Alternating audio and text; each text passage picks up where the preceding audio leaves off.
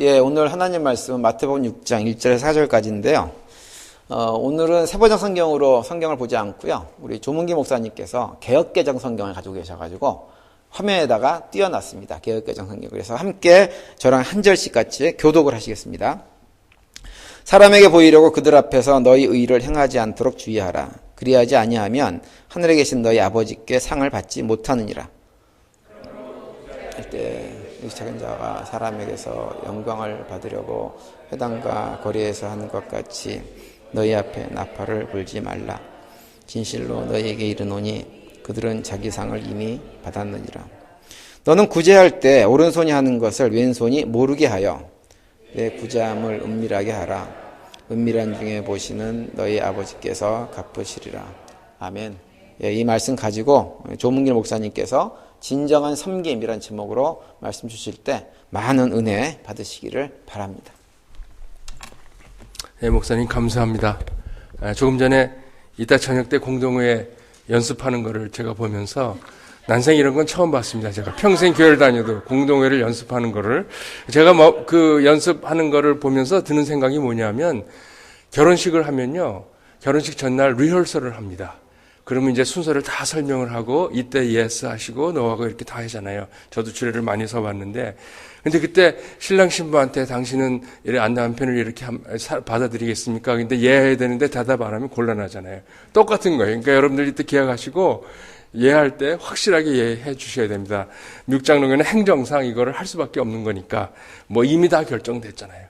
결혼식 리허설 때 뭐 어떻게 된다고 그 다음날 뭐 결혼 안 하는 거 아니잖아요. 서류상 다 끝났지만 절차상 또 마지막을 아름답게 마무리해야 되기 때문에 여러분들이 기억하시고 순서 목사님 말씀하신 대로 해주시면 아주 저녁 때 은혜스러운 그런 예배가 될 줄 믿습니다. 오늘 사랑의 교회가 탄생하고 우리 장로님들이 안수를 받으셔서 이제 오늘 저녁이 되면 당회가 이제 구성이 되고 그동안에 신앙 공동체 펠로우십이었다가 이제 정식으로 미국 장로교회 교회 정식 교회가 되는 그런 날입니다.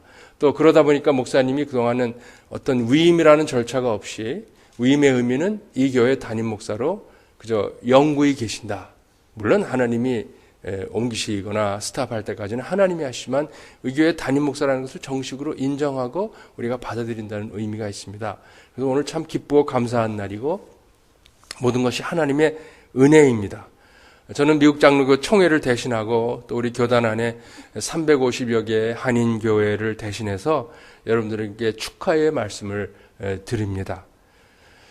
진정한 목사의 길, 진정한 장로의 길이 너무 험난하고 가시밭길이기 때문에 축하라는 단어를 쓰기에는 인간적으로 사실 부담이 많이 됩니다. 그러나 비록 고난과 가시밭길이지만 그 길이 어떤 길인지 알지만 하나님이 부르셨다고 생각하고 아멘으로 순종한다는 의미에서 제가 여러분에게 축하의 말씀을 드리는 겁니다. 우리 그동안 목사님과 성도님들 한 분 한 분이 또 기도해 주시고 수고해 주시고 다 도우셔서 오늘이 가능케 됨을 알기 때문에 우리 성도님들에게도 큰 위로와 감사의 말씀을 드립니다. 우리 성도님들의 가정과 하시는 모든 생업과 그리고 특별히 가정의 자녀들 위해 주의 은혜와 평강이 같이 하시기를 간절히 간구합니다. 오늘 저는 여러분과 함께 진정한 섬김이라는 제목을 갖고 여러분과 잠시 얘기를 나눕니다. 사실 오늘 저녁에 우리가 예배를 드리는 그 예배의 핵심 가치 가운데에는 하나님 부르셨기 때문에 제가 고난의 길이지만 갑니다. 감히 나섭니다. 이 섬김의 길에 들어섭니다. 하나님 도와주십시오. 그런 간절한 마음이 있습니다. 그래서 오늘 제목을 진정한 섬김이라고 잡았습니다. 마태복음 5장부터 6장, 7장까지는 성경에서 가장 중요하고 주옥과 같은 말씀입니다. 그 이유는 마태복음 5장, 6장, 7장이 산상수훈인데 그 이유는 먼저 이 말씀은 예수님이 직접 하신 말씀을 적은 겁니다. 누가 예수님이 하신 얘기를 들어갔고 대신 적은 게 아니고 예수님 말씀 직접 적은 것. 그래서 성경책에 빨간색으로 기록이 되어 있습니다. 두 번째는 마태복음 5장, 6장, 7장이 중요한 것은 산상수훈이 그 의미 때문인데요. 그 의미는 우리들이 비록 인간들이 이 세상에 살아가지만 마태복음 5, 6, 7장에 나오는 모습으로 우리 인간들이 살아가면 이 세상에서 천국이 어떤 곳인지 맛을 볼 수 있다. 천국의 삶을 누릴 수 있다라고 주신 말씀이기 때문에 이것이 성경의 주옥과 같은 말씀이라는 겁니다. 오늘 진정한 섬김을 이 산상수훈의 근거에서 같이 나누기를 원합니다. 오늘 저희들이 읽은 본문은 산상수훈 6장 1절부터 4절까지인데요. 본문에 보면 세 가지 우리 경건의 생활에 중요한 경건의 훈련에 그 중요한 유익이 되는 요소들을 몇 가지 말씀하십니다. 오늘 저희들이 읽은 본문은 구제에 관한 얘기가 먼저 나오고요. 그리고 5절부터 15절까지는 기도에 관한 말씀이 나오시고요. 그 다음에 16절부터 18절까지는 금식하는 것에 대해 관한 말씀이 나옵니다. 이 세 가지는요, 우리 경건의 생활에 아주 중요한 요소입니다. 물론 이게 다는 아닙니다. 이외에도 많은 내용들이 추가로 있지만 예수님이 우리에게 세 가지 예를 주시면서 진정한 섬김이 무엇인지, 경건의 핵심 가치인 중요한 섬김이 뭔지를 우리에게 가르쳐 주십니다. 사실 세 가지 내용은 다른 것 같습니다. 구제하는 것, 기도하는 것, 금식하는 것. 그런데 그 안의 내용을 보면 똑같은 내용이 반복이 되는 것을 알 수 있습니다. 먼저 첫 번째 보게 되면 첫 번째 나오는 단어가 그 첫 번째 나오는 단어가 2절에 이런 말씀이 있습니다. 2절에 보게 되면 외식하는 자와 같이 하지 말라. 나오죠? 외식하는 자가 이렇게 받으려는 것처럼 하지 말라. 구제에 관해서는 그 말씀을 하시고, 그 다음에 5절에 가게 되면 읽지는 않았지만 예전 성경을 가지고 계시면 보시면 알겠습니다. 5절에 가게 되면 거기도 외식하는 자와 같이, 그리고 16절에 가도 외식하는 자와 같이, 즉 구제를 하고 기도를 하고 금식을 하지만 외식하는 자처럼 하지 말아라는 겁니다. 외식의 뜻이 뭡니까? 겉치장하는 겁니다. 이렇게 하는 것처럼 포장을 하는 거죠. 속은 그것과 다를 수 있죠. 그러지 말라라는 겁니다. 그게 외식하는 자라는 단어가 반복해서 나오고요.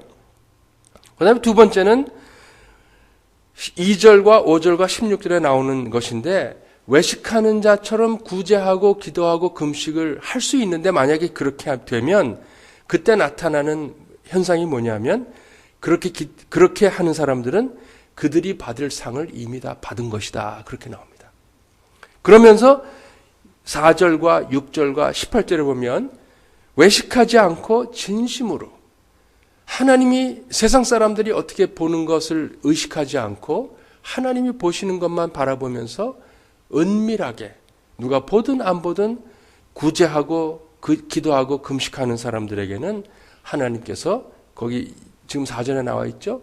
은밀한 중에 보시는 너희 아버지께서 너에게 갚아줄 것이다. 이 단어 표현이요, 이 세 개의 경건의 훈련에 반복적으로 나옵니다. 첫 번째, 외식하는 것처럼 하지 말아라.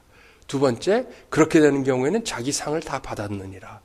반면에 은밀하게 하면 은밀히 보시는 하나님이 갚아줄 것이다. 이것이 반복적으로 나오는 겁니다.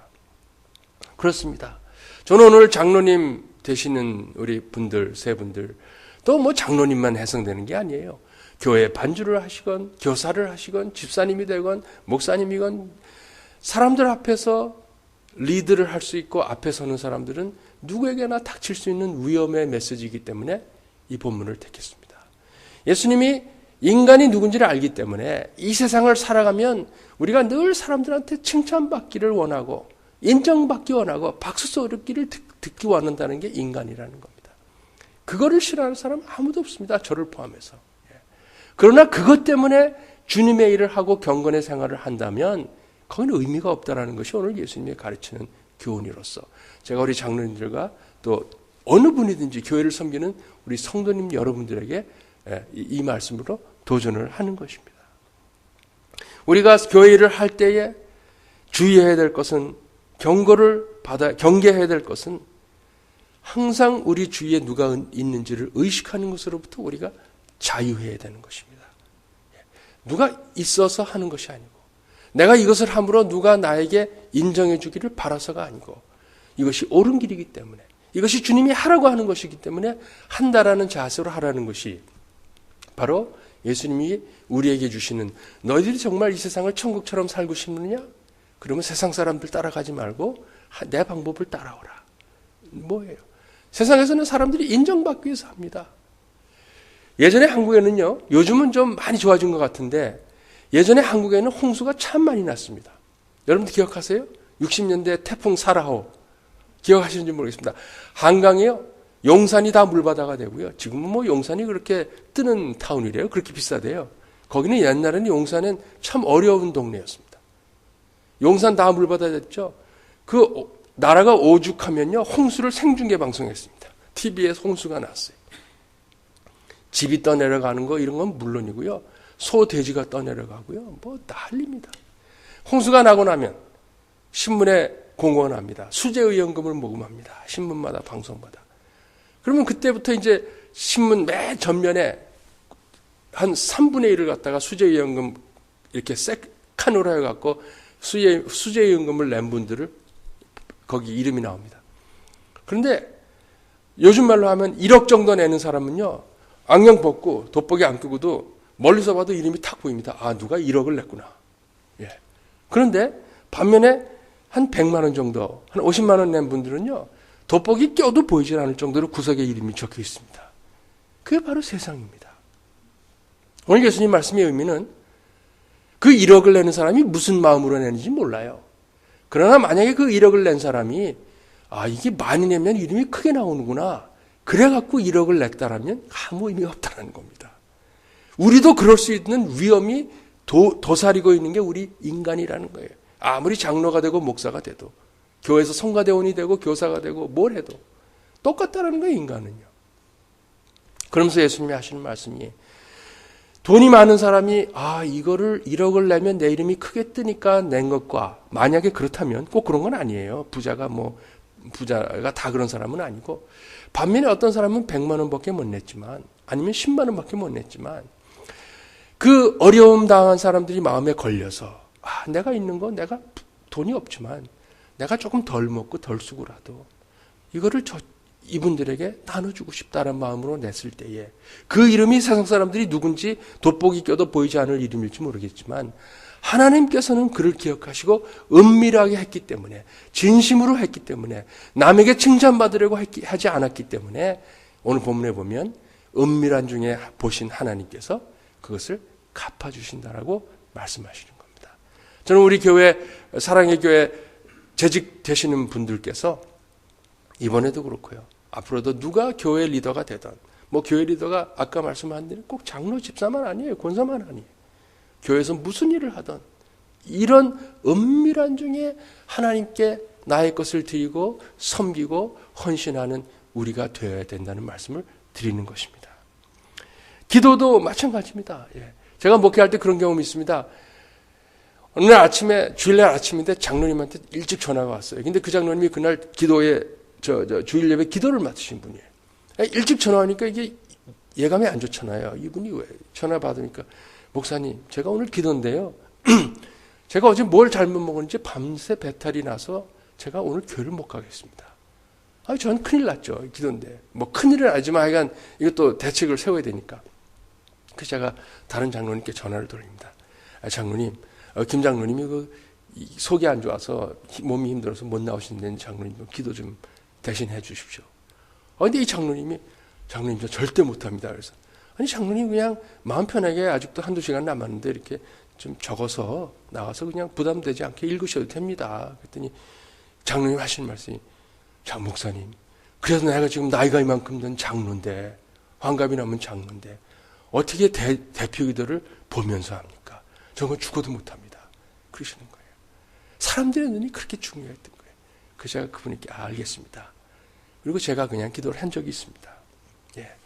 오늘 예수님이 뭐라고 그랬어요? 기도를 두 번째 우리 읽지는 않았지만 9절 다음에 5절 이하에 보게 되면 기도의 얘기를 나옵니다.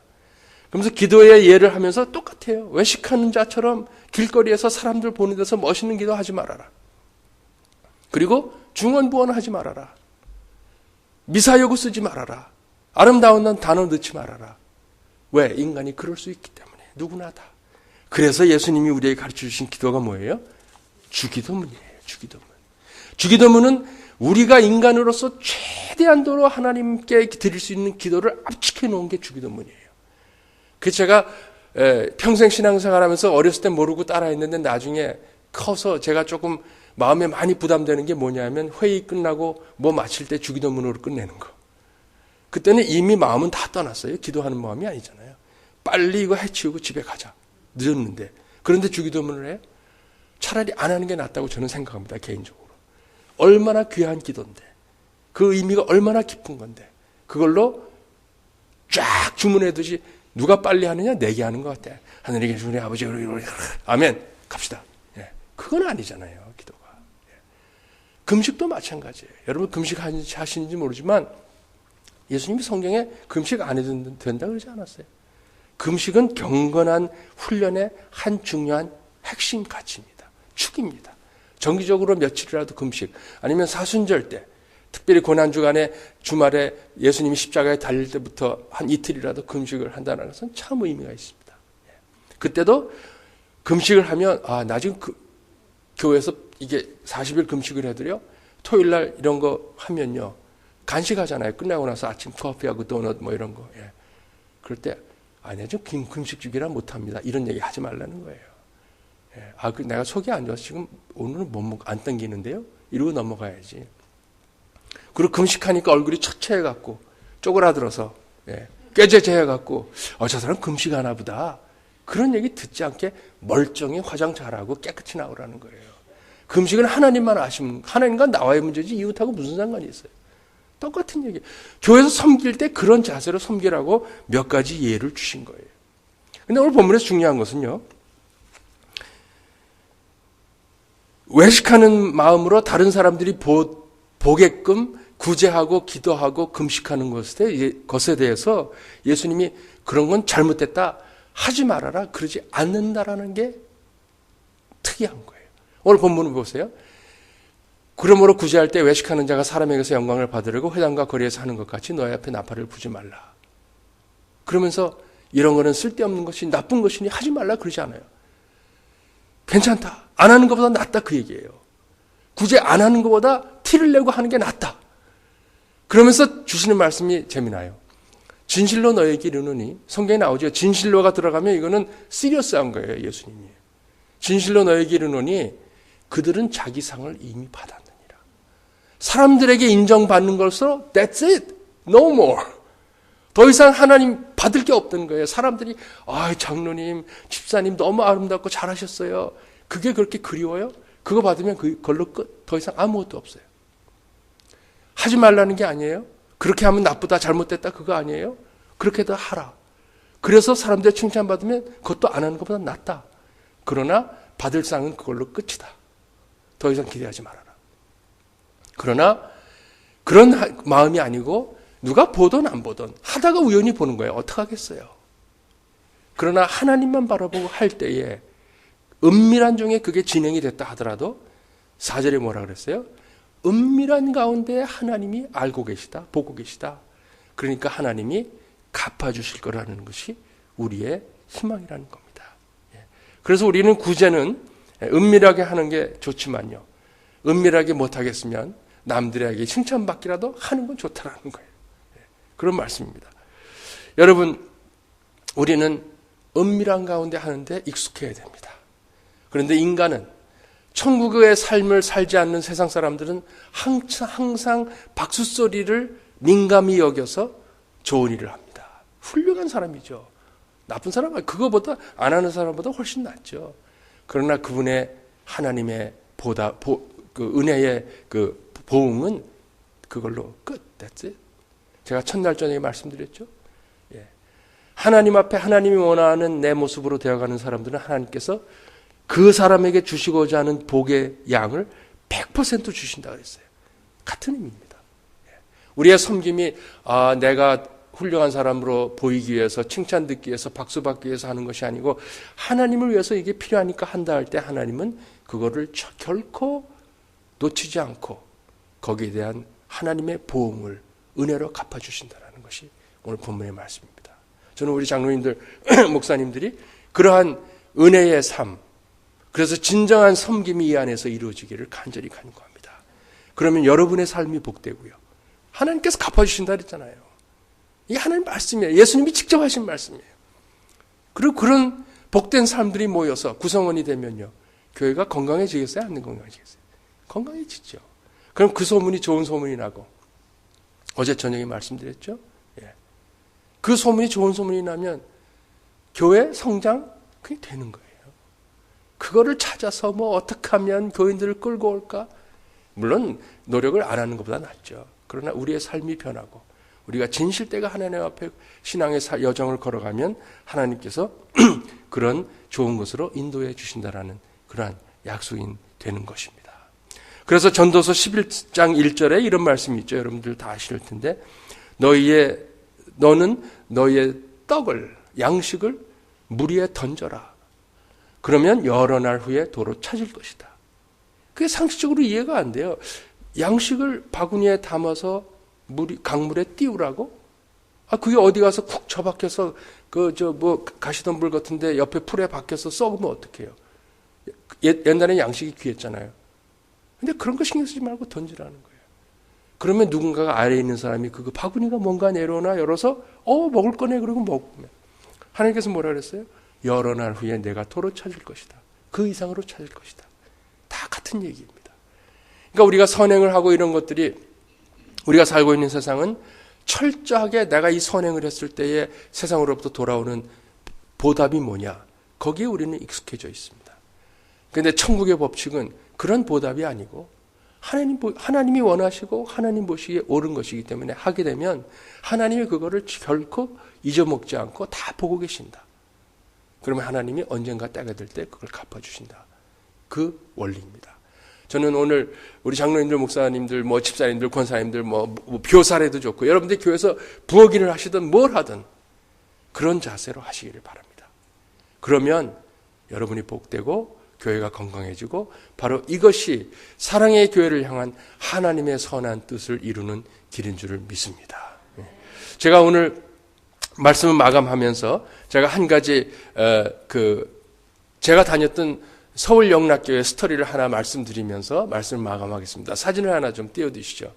여러분들이 잘 보실지 모르겠지만 여기 지금 사진이 서울 영락교회 본당 들어가는 바로 오른쪽에 잔디밭 위에 약간 있는 그 비석입니다. 여기 보이실지 모르겠지만 김응락 장로 순교 기념비라고 적혀 있습니다. 제가 어렸을 때 60년대, 50년대 말 60년대 그때죠. 저는 교회 가서 늘 살았으니까. 제 집이 종로 3가고 여기는 저동이니까 걸어서 15분이니까. 교회 가서 늘 살았습니다. 큰 교회인데. 여기가 제가 제일 좋아했던 장소였어요. 왜? 당시만 해도 서울에 잔디밭 같은 게 없었거든요. 삭막했죠. 지금 많이 좋아졌더라고요. 근데 여기는 그 기념비 옆으로 이렇게 잔디밭이 깔려 있어요. 그래서 저는 어렸을 때 뭔지 모르고 거기 벤치도 있고 그래갖고 그게 너무 좋아서 제가 자연을 좋아하니까 거기 가서 늘 놀곤 했던 기억이 납니다. 김문학 장로님이 누구냐면요. 이런 분입니다. 이북에서 신의주 출신인데 이분이 부유한 집안에 태어났어요. 그런데 이분이 돈을 많이 벌고 이러면서 전쟁이 나니까 더 이상 있을 수가 없어갖고 이남으로 내려옵니다. 그래서 남대문 시장에서 포목상을 크게 합니다. 당시에 서울서 포목상하는 사람들은 다 부자였습니다. 돈은 다 그 집에 있었습니다. 오래되신 분들이 기억하실 거예요. 포목상. 그런데 이분이 원래 의주서부터 신앙생활을 하던 분이니까 서울에 오셔서 신의주에서 목회하셨던 한경재 목사님이 교회를 세우니까 거기에 시작을 하게 됐습니다. 처음부터 들어와서 장로로 섬겼는데 6.25가 뻥 터졌습니다. 근데 영락교회 그 본당이요. 여러분 가보셨죠? 지금은 십자가형으로 되는데 72년까지는 그게 이렇게 기다란 하나의 건물이었습니다. 석조 건물인데 큰 건물이죠. 근데 그 본당을 6.25가 발발하기 전주에 그걸 봉헌식을 드렸습니다. 그러니까 6.25 터지기 한 주 전에 그 예배당을 하나님 앞에 헌당식을 한 거예요. 근데 6.25가 뻥 터졌습니다. 6.25가 터지니까 난리 났죠. 그리고 구국기도회하고 하나님 지켜주십시오 했는데 3일 만에 공산군이 인민군이 탱크를 몰고 미아리 고개를 넘어옵니다. 펑펑 소리 나는데 사람들이 도망가려고 합니다. 근데 그로부터 며칠 안 돼갖고 한강 다리가 폭파하잖아요. 그때 많은 사람들이 김문락 장로님을 비롯해서 여러 사람들한테 빨리 피난 가십시오 얘기를 했습니다. 그런데 김문락 장로님이 그때 영락교회 장로님인데 아닙니다. 나는 피난 안 갑니다. 내가 이 교회 장로인데 이 교회를 내가 지킬 겁니다. 그래갖고 피난 안 가셨어요. 서울에 남아 계셨어요. 그런데 서울에 남으셔서 이제 그때가 6월 말이죠. 6.25 터지고 며칠 지나서니까. 그런데 이분이 서울에 남아서 그 중구 저동 근처에 집이 있었으니까 교회를 늘 돕니다. 교회는 인민군이 들어와서 교회 사무실은 인민군 그 통신 연락처가 되고요. 영락교회 본당은 탄약고가 됐습니다. 거기다 북한군, 인민군 탄약들 다 거기다 보관했습니다. 그런데 이분이 교회는 못 들어가고 교회를 늘 아침 저녁으로 돌면서 교회가 별일이 없나. 바로 얼마 전에 우리가 이거 하나님 앞에 드린 본당인데 그렇게 돌면서 하고 그리고 남아있는 교인들의 가정을 수소문해서 비밀리에 함부로 다니면 걸리니까 그 교인들 가정을 신방해서 장로로서 위로해주고 기도해주고 그런 일을 했습니다. 그러면서 세월이 흘렀습니다. 서울에 다리가 끊어졌으니까 갈 길도 없고 이미 마음에 정했습니다. 나는 교회를 지킨다. 그리고 한 두세 달이 지나면서 9월 21일이었습니다. 9월 21일 날 아침에도 예전과 함께 이렇게 교회 그 앞길을 이렇게 돌아갑니다. 그 앞에 쌍용 빌딩이 있죠. 그 옛날에는 없었죠. 저는 그 건물 진 것도 기억이 나는데 이렇게 돌았는데 교회를 안에를 이렇게 들여보니까 아무도 없습니다. 조용합니다. 그래서 마음속에 내가 이 조용한 데 들어가서 기도 좀 하고 싶다 마음이 들어서 문을 교회 철문을 열고 들어갑니다. 근데 그 계단을 올라가려고 하는데 바로 인민군이 총을 탁 든 거예요. 찰커닥 하더니 당신 누구요? 뒤에서. 그래서 내가 김문락 장로님이 나 이 교회 장로요. 그랬더니 이제 그러면서 내가 기도하러 들어왔습니다. 그랬더니 인민군한테 걸린 거죠. 너 같은 놈이야말로 처형감이다. 이렇게 하면서 결국에는 그가 이제 들어갔다 나와서 처형을 당하는 장면을 맞습니다. 그는 처형을 당하는 때에 직감적으로 알았다 그래요. 주위 사람들의 얘기를 들어보니까 증언이죠. 저도 들은 얘기인데 처형을 당하러 끌려가면서 이분이 공산군에게 양해를 구합니다. 나에게 잠시 시간만 주십시오. 5분만. 그래서 이분이 본당에 들어가서 기도를 합니다. 마지막 기도입니다. 기도를 하고 탄약, 총알들, 대포알들이 있는데 그 앞에서 얼마 전에 몇 달 전에 드렸던 그 성전을 기억하면서 기도를 하고 나와서 바로 저 장소에서 그는 총살을 당했습니다. 그래서 저 자리에 김문락 장로의 순교배가 선 겁니다. 그러면 여러분 궁금한 생각이 들게 한경직 목사님은 뭐 했습니까 그때? 한경직 목사님 담임 목사님이잖아요. 한 목사님도 저도 들은 얘기죠. 그때 영락교회 그 기록을 쭉 읽어보면요. 한 목사님은 이북에서부터 인민군한테, 그 공산당, 빨갱이한테 이미 찍힌 분이에요. 내려가면 한 목사 잡아서 처형감 1호가 한경직이다. 더군다나 미국 가서 프린스턴에서 교육받고 온 이 나쁜 목사, 부르주아의 앞장이 이거 죽여야 된다. 그러니까 정전이 터지니까요. 거기 장로님들이 난리가 난 거예요. 이거 인민군 들어오면 한 목사님 끝이다. 그래서 지금 대광고등학교 그 교장 선생님이셨던 이창로 장로님, 또 송 장로님 이런 분들 제가 다 제 친구 아버님들이죠. 그분들이 찝차를 몰고 와서 한 목사님 저 뒤에 사택이 있습니다. 저 건물 바로 옆쪽에 옛날에 한 목사님 사택이 있었는데 일본식 적산 가옥이에요. 근데 거기다 차를 갖다 대고 한 목사님 사모님 나오십시오 그래갖고 멋 모르고 나온 분을 그냥 찝차에다 틀어놓고 밟아라 그래서 강을 넘어갔습니다. 한강이 폭파되기 전에. 그러니까 한 목사님도 내가 교회를 지킨다라고 있었는데 장로님이 나오라니까 못 모르고 나왔다가 찝차에 실려갖고 그냥 끌려간 거예요. 아니면 한 목사님 돌아가시니까. 한 목사님은 이 상황을 모릅니다. 피난 가셔서. 지금처럼 연락할 길이 없잖아요. 그리고 나중에 서울이 수복이 됩니다. 수복이 되는데 와서 김 장로님이 돌아가신 얘기를 듣습니다. 그리고 한 목사님 하신 말씀이 김문락 장로님이 나 대신 죽었습니다. 눈물을 흘립니다. 내가 죽어야 할 것을 장로님이 대신 교회를 지키고 돌아가셨습니다. 이때 김문락 장로님의 나이가 45살. 45살. 1906년생이었습니다. 돌아가신 거예요. 그래서 한경직 목사님이 너무 마음이 안타깝고 이래서 이 김문락 장로님이 순교한 장소에 그분을 기념하는 비를 세워 올린 것입니다. 황진희 목사님은 늘 그분을 기억을 하셨습니다. 나 대신 내가 죽어야 할 것을 장로님이 죽으셨습니다. 그 마음으로, 빚진 마음으로 평생을 하나님 앞에 헌신했습니다. 나중에 목사님들이 이 사건을 회고를 하는데 이렇게 하십니다. 그때 서울에 뭐 폭탄이 날라들고 이미 인천에는 9월 15일 날 연합군이 상륙했잖아요. 맥아더 장군으로 지금 인천에서부터 몰고 와요. 이날이 9월 21일이에요. 9월 28일 날 일주일 후에 서울이 회복됩니다. 연합군에 의해서 다시 찾잖아요. 인민군들이요. 이제 어떻게 할까? 도망가기 바쁜데 거기 폭약들 놔두고요. 거기다가 수리탄 한 방 던지면 그거 다 날아갑니다. 그거 연합군한테 뺏기기 싫으면 그렇게 하면 됩니다. 그런데 신기하게 그 본당이 지켜졌습니다. 그렇게 많은 폭탄이 있었는데 나중에 영락교회 교인들과 그 장로님들이 이렇게 회고합니다. 그때 김문락 장로님의 마지막 기도 때문에 본당이 폭탄으로 꽉 찼지만 인민군들이 거기에 폭탄을 던지지 않고 갔다.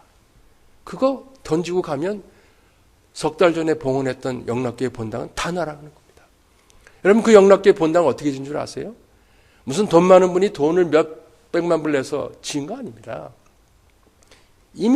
이북서 피난 내려온 피난자들이 무슨 돈이 있어요? 밥 먹기도 바쁜데 저도 어머님 아버님한테 그 얘기 얼마나 많이 들었는지 몰라요. 내려와서 뭐 집이 있어요? 무슨 뭐 비즈니스가 있어요? 아무것도 없죠. 어디 가서 오늘은 속 걸어놓고 밥 해 먹나? 이게 그냥 유일한 그 바람이었다는 거예요. 어떻게 될지 모르고. 그래서 영락교회 진스토리를 보면요. 한경진 목사님이 몇 분의 가까운 분들에게 사업하는 분들에게 돈을 얻으러 다녀서 돈을 조금 받고 안악내들 여기 계신 우리 집사님들 권사님들 같은 분들이요. 당시엔 다 치마 입고 다녔잖아요. 한복. 그걸로 돌을 날랐어요. 영락교회가 언덕 위에 있잖아요.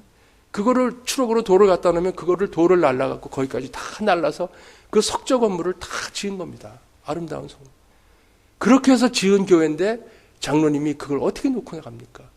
목사님도 지킨다 했는데 목사님은 끌려서 피난을 갔고 목사님은 평생의 장로님을 마음에 안고 목회를 하시다가 지금부터 한 20년 전에 한경진 목사님도 99세로 세상을 떠나셨죠. 그래서 한경진 목사님을 부르는 이름이 아름다운 빈손, 아름다운 빈손, 아무것도 없는 아름다운 손이라는 겁니다. 저는 이 김문락 장로님의 묘지가 내 놀이터였는데 어렸을 때 뭣도 모르고 가서 뛰어놀았는데 나중에 그런 스토리를 읽고 나서 제가 마음이 얼마나 한편으로는 미안하기도 하지만 김문락 장로님 45세 교회를 지키기 위해서 떠나셨다. 저에게 큰 도전이 됐습니다. 저는 오늘 이 말씀을 드리면서 오늘 아주 사소롭게 이렇게 조촐하게 시작되는 교회이지만 이런 장로님과 같은 마음을 가지신 우리 장로님들이 계시고 또 목사님, 한 목사님 같은 그런 마음을 가지신 우리 목사님이 계시다면 이곳에 우리의 수고와 피와 기도와 눈물의 거름이 돼서 이곳에 참으로 아름다운 주님 원하시는 그런 교회가 설 줄로 믿습니다. 그러면서 우리 새로 임직받으시는 분들을 비롯해서 우리 모든 교우들이 같은 마음과 같은 섬김의 자세로 진정한 섬김을 이루어가는 귀하고 복된 주의 교회 될 수 있기를 간절히 축원드립니다. 같이 기도하시겠습니다.